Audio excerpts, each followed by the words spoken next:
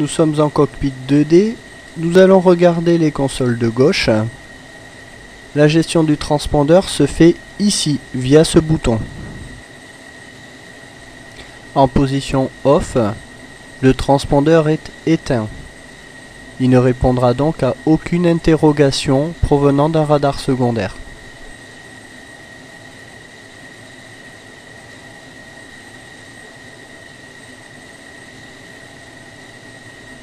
La position stand-by est une position en attente.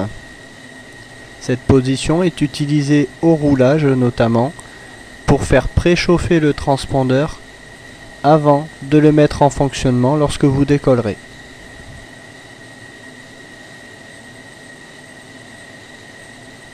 La position low est rarement utilisée.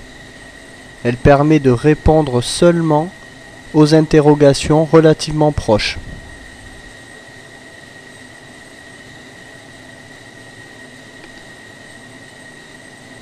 La position norme est la position normale en vol. Dans cette position, le transpondeur répondra à toutes les interrogations provenant de radars secondaires et répondra dans les modes 1, 2, 3 et Charlie. La position Emergency permet d'indiquer au contrôle aérien que vous êtes en détresse. Sans que vous ayez besoin de l'annoncer à la radio, tous les organismes de contrôle aérien vous verront apparaître avec le code d'urgence qui est 7700. L'utilisation normale du transpondeur se fait avec le bouton CNI en mode UFC.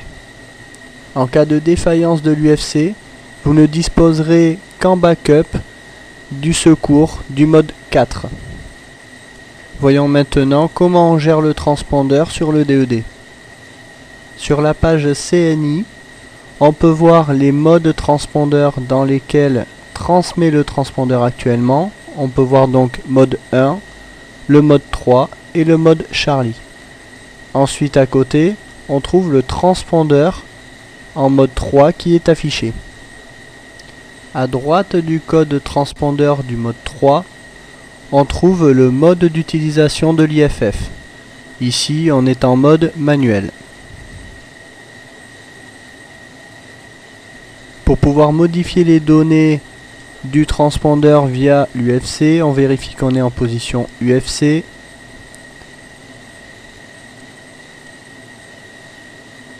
On va maintenant accéder à la page IFF en appuyant sur IFF.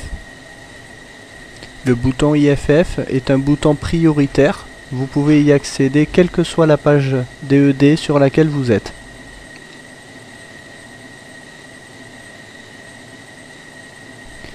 Une fois accédé à la page IFF, on trouve en haut le mode d'utilisation de l'IFF, le mode manuel, c'est le mode d'utilisation standard.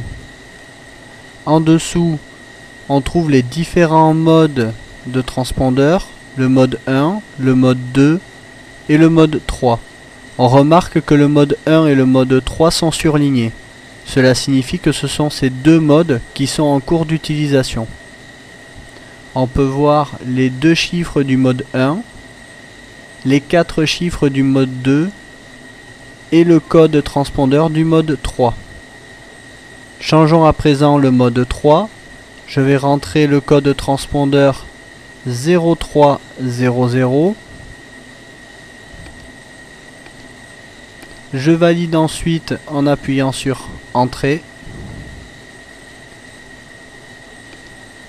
Le code transpondeur du mode 3 a été changé. Le système reconnaît automatiquement qu'il s'agissait d'un code à 4 chiffres du mode 3. Et on est à présent avec le code transpondeur 300. Un code transpondeur ne comporte que des chiffres allant de 0 à 7. Si je tente de rentrer un code transpondeur avec un 8 ou un 9, je vais alors avoir un message d'erreur.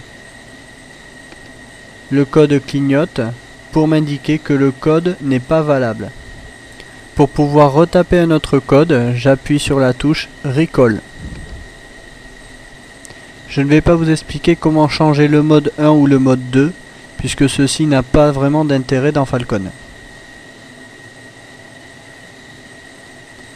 Pour sortir de la page IFF, appuyez sur la touche RTN, DCS gauche.